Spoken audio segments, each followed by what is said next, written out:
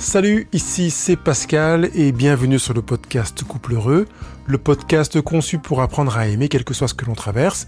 Et dans ce sujet qui s'intitule « Il fuit les discussions », on va travailler pour mieux vivre les discussions en couple. Celles qui rapprochent même quand elles sont inconfortables. Et si ça t'a échappé, c'est la suite de la semaine dernière qui s'intitulait « On se parle ».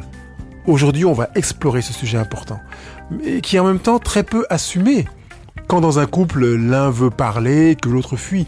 Peut-être que tu vis ça en ce moment d'ailleurs. Tu as besoin de mettre des mots sur ce que tu ressens, sur un problème entre vous, une distance. Et en face, tu trouves le silence. Une fuite dans le téléphone. Un pfff, on va encore tourner en rond. Ou voilà, tu vas encore me saouler avec ça. Ou carrément, j'ai pas envie d'en parler là. Tu ressens quoi dans ce moment-là ? Un mélange de frustration, de solitude, parfois même de colère ou de rejet. Un sentiment d'impuissance, et ce que tu vis là, c'est une dynamique qu'on trouve dans énormément de couples, et je vais t'aider à la comprendre et à la traverser, parce que c'est pas une fatalité, et ce n'est pas non plus une histoire de mauvaise volonté, d'où l'intérêt de comprendre ce qui peut amener quelqu'un à fuir la discussion. À la fin de ce podcast, je te proposerai 5 clés concrètes pour sortir de la dynamique « je parle, tu fuis », de manière à ce que très pratiquement tu sois en mesure de désamorcer ce mécanisme sans avoir à t'effacer.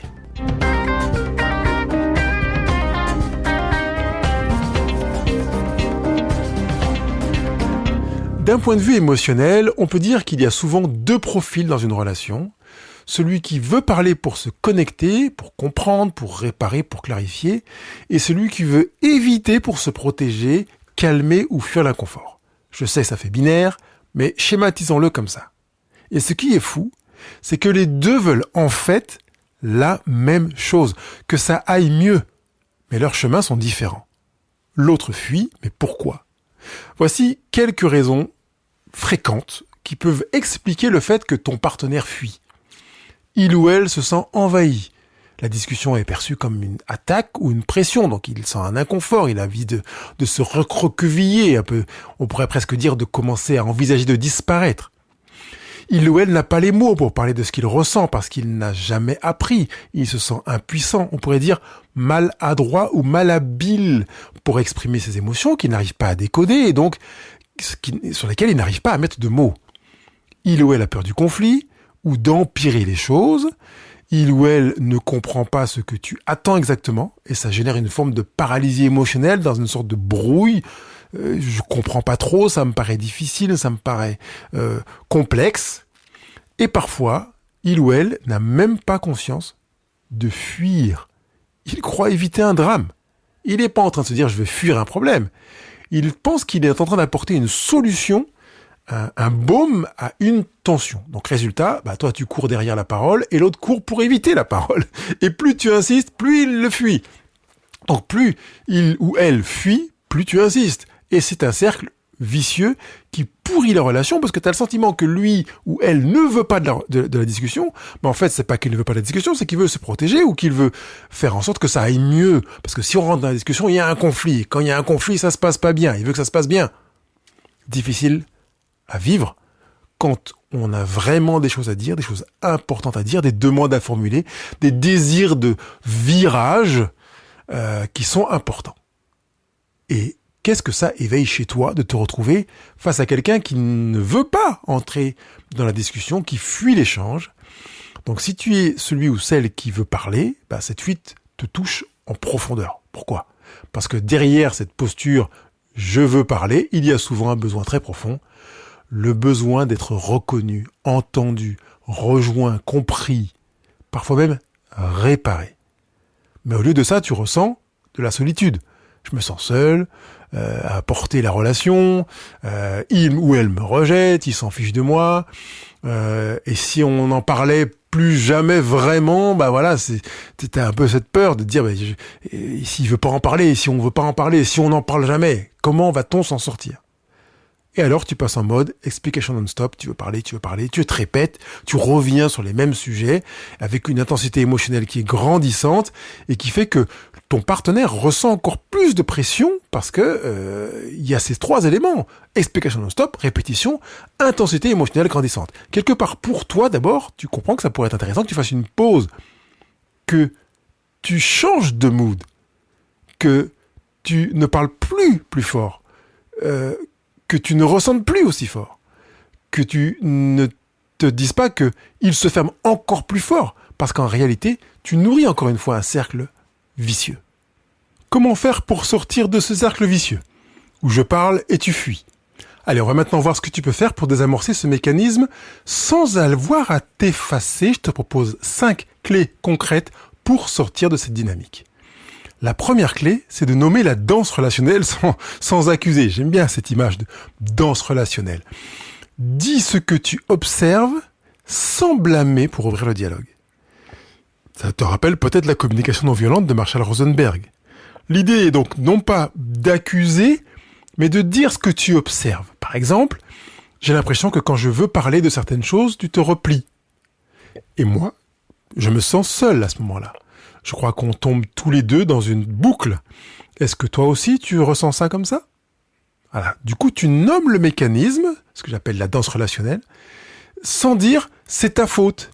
Et ça ouvre une brèche possible pour envisager que ton partenaire s'exprime. Ça ne veut pas dire qu'il va s'exprimer tout de suite. Mais déjà, il peut peut-être se dire « je n'ai pas été jugé, on m'a pas ciblé. On m'a dit, j'ai l'impression que quand je veux parler, tu te replies. » Ok. Il va dire oui, non, que sais-je. Deuxième clé, c'est de créer un cadre sécurisant pour parler. On parle de cadre sécure. Et à ce moment-là, de proposer un moment précis au calme, hors conflit. Alors ça, c'est une chose que j'aime énormément rappeler aux couples que j'accompagne. C'est d'éviter le « on doit parler ». Et on va balancer ça à chaud où il faut que je te parle. Et tu sens tout de suite que il y a du lourd qui va sortir de là. C'est un moment idéal pour faire en sorte que soit on fuit le moment où il y aura ce temps de il faut qu'on parle, soit de faire en sorte qu'on vienne déjà sur la défensive. On vient équiper. Ah ben on a les balles, le gilet pare-balles, le casque, etc. Parce qu'on se dit oh là là, ça va chauffer. Donc évitez ce on doit parler. Évidemment, à la place de ces on doit parler, j'aimerais te proposer une autre formulation qui commence aussi par j'aimerais qu'on prenne un moment pour nous.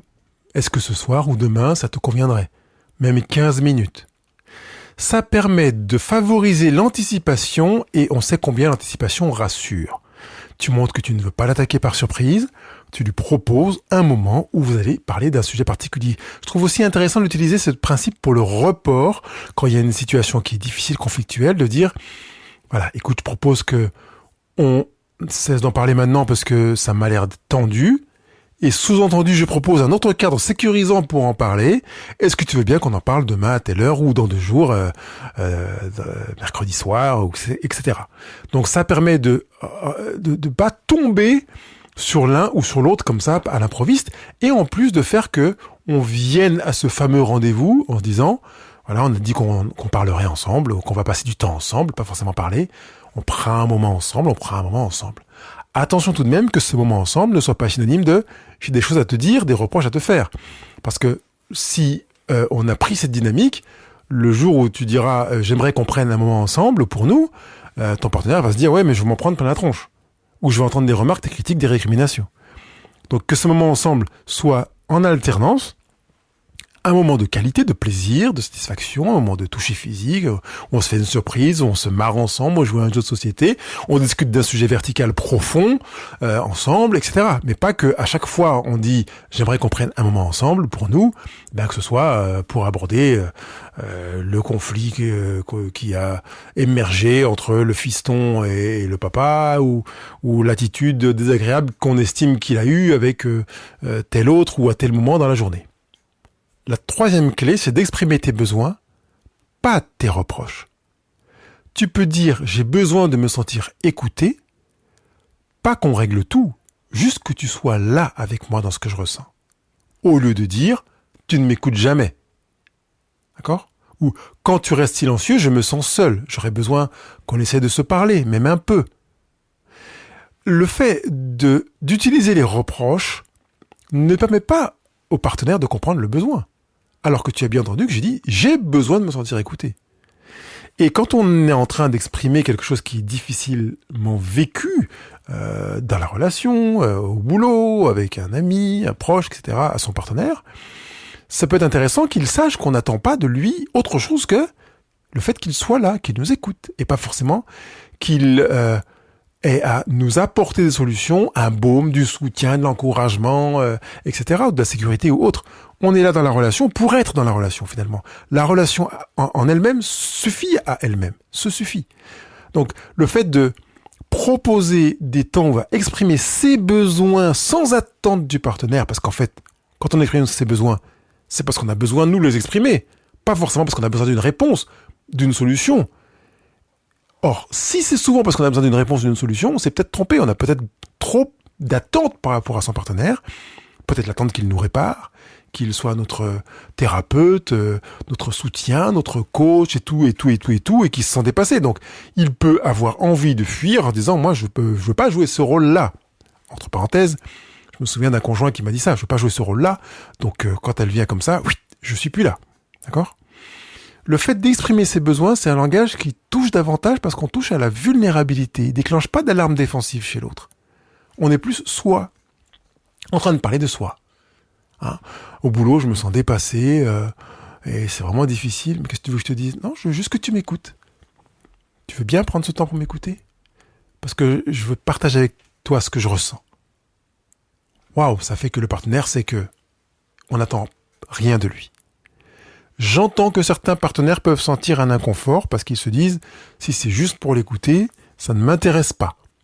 Ce qui m'intéresse, c'est d'être un sauveur, de lui apporter des solutions, de lui dire « fais pas ci, fais pas ça, et fais comme ça ce sera mieux la prochaine fois ». C'est entendable.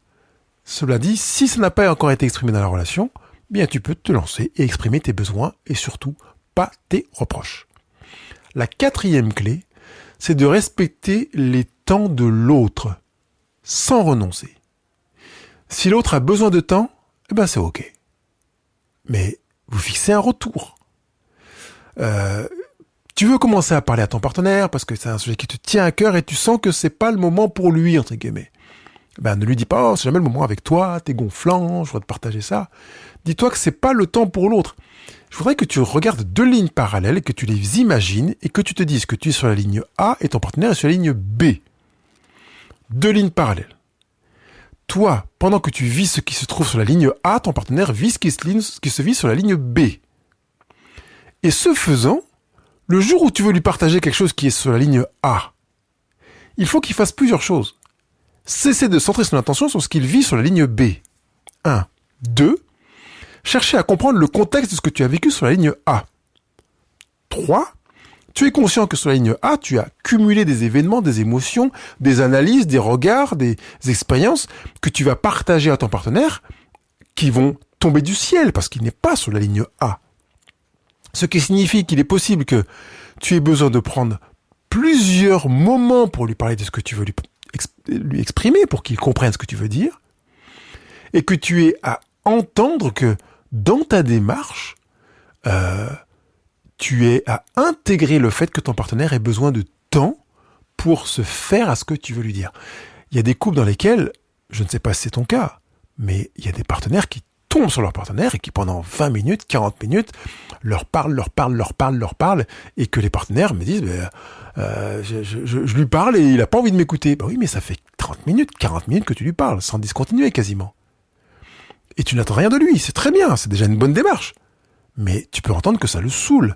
Donc il y a aussi la capacité à s'auto-mesurer pour se dire je vais essayer de ne pas envahir mon partenaire, lui sauter dessus, le tenir par le cou, comme si t'imagines que tu sautes sur son dos, puis tu le tiens et puis t'es pas content ou pas contente parce que il te dit est-ce que tu peux descendre s'il te plaît, ou il te fait virer parce que c'est trop lourd pour lui.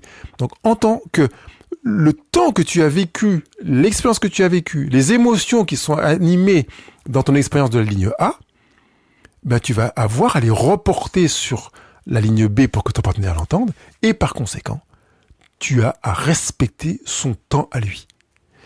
Un des moyens de respecter son temps, c'est lui dire, écoute, là j'aimerais qu'on partager quelque chose qui est pour moi, qui me tient à cœur, et je voudrais savoir si tu es enclin là, qu'on puisse prendre une demi-heure ensemble pour que je te le partage, sachant que je n'attends rien de toi, j'ai juste ça sur le cœur à partager, je veux te le confier à toi parce que c'est toi que je veux qu'il l'entende en premier, par exemple.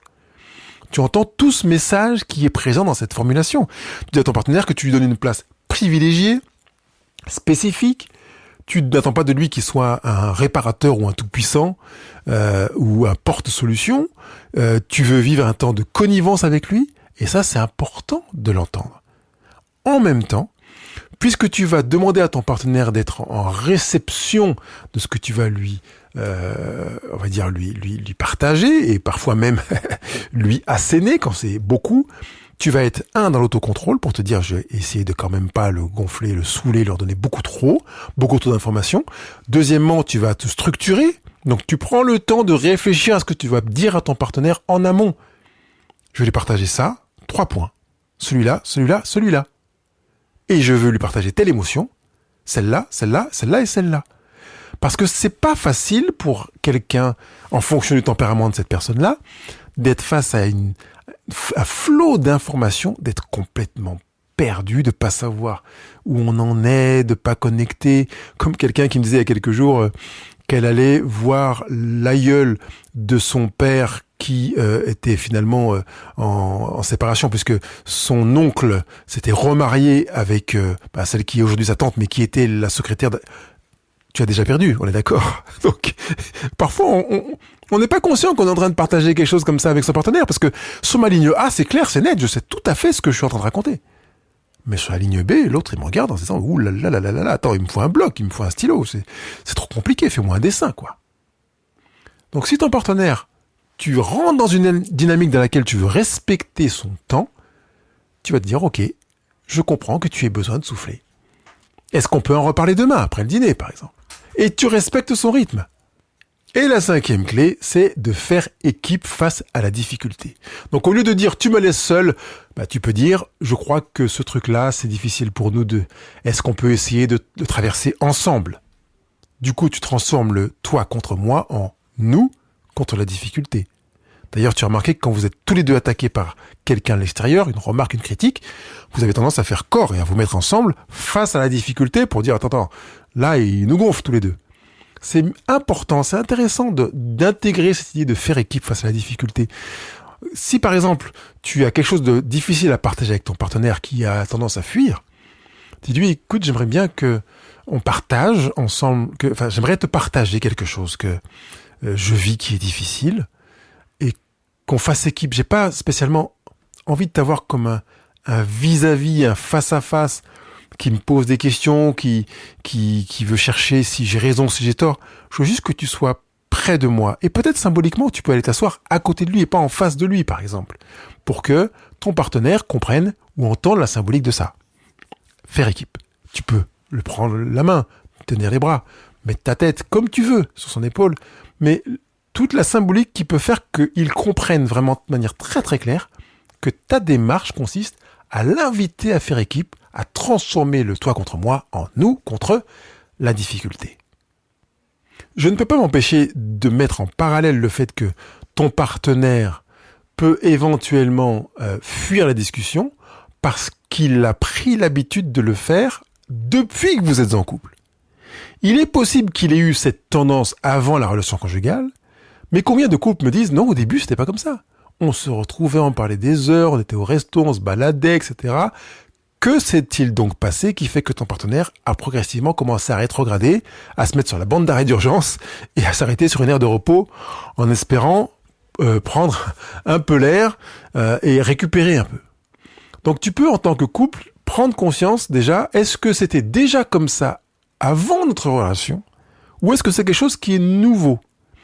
Si ton partenaire avait déjà tendance à être muet et à fuir avant la relation, tu comprends de manière très très claire qu'il a pris l'habitude déjà depuis l'enfance ou l'adolescence, peut-être même depuis des générations, donc bien avant lui, son père, son grand-père, son arrière-grand-père et peut-être je ne sais pas combien de générations avant lui, à fuir la discussion parce qu'en fait ils sont en train de se dire un message. On n'est pas à l'aise, on ne sait pas comment faire, on ne sait pas comment gérer nos émotions, on ne sait pas comment les lire, on ne sait pas comment mettre des mots dessus, on ne sait pas si ça sert vraiment à quelque chose. J'ai l'impression de me sentir faible, de me sentir dépassé, démuni, limité. Quand quelqu'un commence à se confier à moi et me partager des émotions qui paraissent un petit peu difficiles, eh bien j'ai le sentiment que cette personne est faible parce que dans mon enfance, dans mon adolescence, on m'a appris que quelqu'un de fort, soit il ne pleure pas, soit il ne partage pas les choses difficiles, on ne parle que des belles choses, etc., etc. Donc il fait que si ton partenaire était dans cette dynamique avant votre début de relation, en fait tu savais d'emblée que tu étais en train de fréquenter quelqu'un de cette nature-là. Donc, dans ce fonctionnement-là, c'est pas vraiment une nature. Donc, normalement, t'es pas censé être particulièrement surpris. T'es censé être en constat de oui, j'ai choisi un partenaire qui est économe en parole et qui, quand je lui parle, il a plutôt tendance à se refermer parce qu'il sait pas comment gérer la situation ou bien parce qu'il a appris à gérer les situations comme ça. Tu peux aussi créer des rituels doux pour réhabituer ton partenaire à entrer dans cette dynamique s'il l'avait au début de la relation ou à y entrer, à s'y habituer si c'était pas présent au début de la relation. Donc le meilleur moyen, c'est de le faire avec des petits pas. Et tous ceux que j'accompagne dans les programmes ne sont pas surpris de m'entendre formuler ça comme ça, parce que les petits pas sont les meilleurs moyens de progresser. Tu peux pas parcourir 10 km en faisant moins de pas que ceux que tu es capable de faire. Que ce soit 10 km ou 100 km, c'est toujours par petits pas, un pas après l'autre. Donc mieux vaut commencer par faire de petits pas et prendre de petits moments par semaine de manière régulière pour prendre le temps de discuter, d'échanger de manière verticale. Peut-être après un repas, te dire, tiens, qu'est-ce que tu as aimé dans la semaine ? Et ça dure 3 minutes 43. Tu peux demander à ton partenaire ce qu'il a attendu dans la journée. Des moments où il a été en conflit ou en situation difficile. Tu peux lui demander ce qu'il aimerait améliorer dans la relation, dans son travail, dans quelque domaine que ce soit. Dans la relation avec ses parents, avec son frère, s'il y a une difficulté. Et ce temps dans lequel tu vas lui tendre la perche pour qu'il s'exprime va servir d'entraînement pour arriver à des moments qui vont passer de 3 minutes 43 à 4 minutes, 5 minutes, 6 minutes, 8 minutes, 10 minutes, et puis après, un bon moment. Vous pouvez aussi mettre en place un carnet commun pour poser les mots quand les paroles sont trop dures, de manière à temporiser. Alors déjà, évidemment, je demande de passer par le cahier de vie avant de passer sur le cahier commun, comme de passer sur le cahier de vie avant de passer à la verbalisation des choses qui sont chargées sur le plan émotionnel. Et puis, après, de passer sur un carnet commun. Voilà, on écrit en prenant conscience qu'on est en train de formuler une situation dans laquelle on va prendre le temps de signaler l'événement, comme on l'a dit dès le début. On va peut-être éventuellement mentionner une émotion et un besoin. Tout ça pour s'entraîner à mettre des mots sur des mots. MOTS sur des MAUX. On peut aussi mettre en place un mot-clé pour dire « je sens que c'est important, mais on en parle plus tard ». Moi, j'appelle ça un code, parce que je dis un mot-clé, mais ça peut être aussi un signe. Ça peut être un clin d'œil, ça peut être un geste, ça peut être un mot. Et quand je dis un mot, ça peut être une couleur. Hein. Là, je sens qu'on a besoin de bleu. Voilà, c'est important, on en parlera plus tard. Et du coup, on a compris qu'on a prévu de reporter la discussion parce que on estime que le moment n'est pas encore mûr pour ça. C'est une expression que j'aime beaucoup également, le moment mûr ou le moment opportun. Bien entendu, tu peux aussi avoir recours à une aide extérieure. Je me ferai un plaisir de t'entendre. Si tu as besoin d'aide extérieure, tu peux directement aller sur le site couple-heureux.com et solliciter un rendez-vous avec moi dans un call qui est offert, dans lequel je peux entendre ta situation afin de t'orienter vers ce qui paraît le plus cohérent parmi les programmes Couple Heureux qui sont sur la plateforme. C'est une preuve de maturité que de savoir faire appel à une aide extérieure. Quand t'es en galère, tu te dis pas avec ta machine à laver, on n'arrive pas à la réparer, on la laisse comme ça, quoi. Moi, j'ai ce moment, mon frigo qui fait trop de glace, je me dis pas, bon, tant pis, on a un deuxième frigo, donc ça va, on va utiliser le deuxième. Non, il y a quelqu'un qui va intervenir pour le réparer. Parce que c'est de la maturité, de la sagesse, de la clairvoyance que de se dire, tiens, là, on maîtrise de là à là on est en difficulté, on va faire appel à une aide extérieure. Ça veut pas dire qu'on va la faire, ou plutôt qu'on va la suivre pendant des décennies. Je suis pas en train de parler d'une psychanalyse, etc., mais au moins se dire, je vais faire appel à une aide extérieure parce que j'en ai besoin, là, ici. Parfois, c'est pour une situation précise. C'est pas forcément pour un monument problématique. Mais au moins, dans ce virage, pour cette étape-là, on a fait appel à une aide extérieure et on s'en sort mieux. Ça va beaucoup mieux, on y arrive davantage. Je ne veux pas m'arrêter sans te rappeler qu'une des raisons, voire la raison principale qui fait que tu parles dans le vide, que tu te heurtes à un mur quand tu parles à ton partenaire, c'est que il a peur. Imagine que c'est un mur qui est fait de peur. Pas d'indifférence, mais de peur. Et en mettant des mots sur ce qui se joue, en créant un espace plus sécurisant, eh bien, tu peux rétablir une connexion, même si c'est par petits pas, ce que je préfère de très très loin. N'oublie pas, parler, c'est pas pour avoir raison, c'est pour rester relié. On en avait déjà évoqué la semaine dernière quand on a parlé de « On en parle » sur le podcast précédent. Je te propose un défi pour la semaine, un moment simple que vous pouvez vivre ensemble, qui n'est pas du tout menaçant, pour se dire juste une chose. Une chose que j'invite à formuler sous forme de question, ça veut dire que tu vas poser la question à ton partenaire. Et voici la question. De quoi aurais-tu besoin pour te sentir plus à l'aise pour qu'on se parle, toi et moi ? Prépare-toi par avance à être surpris par la réponse et je te demande de créer le cadre pour en parler à un moment où il est en pleine forme, où tu es en pleine forme, tu n'as pas de remarques à lui faire, pas de critiques et vous êtes tous les deux reposés parce que c'est vraiment le moment, presque je dirais, idéal pour faire ça. Merci d'avoir écouté ce podcast et si ça t'a parlé, bien pense à t'abonner, à le faire partager à des personnes de ton entourage, à laisser 5 étoiles et je l'ai déjà demandé sur l'application Apple Podcast, c'est là que j'ai besoin d'avoir des étoiles. Et puis à revenir la semaine prochaine, à faire connaître vraiment ce podcast. La semaine prochaine, on s'arrêtera sur comment exprimer ce qu'on ressent quand on ne sait même pas ce qu'on ressent vraiment. En attendant, prends soin de toi et on se retrouve très très prochainement, que ce soit dans un programme ou sur les commentaires que tu peux mettre au bas de la retranscription de ce podcast.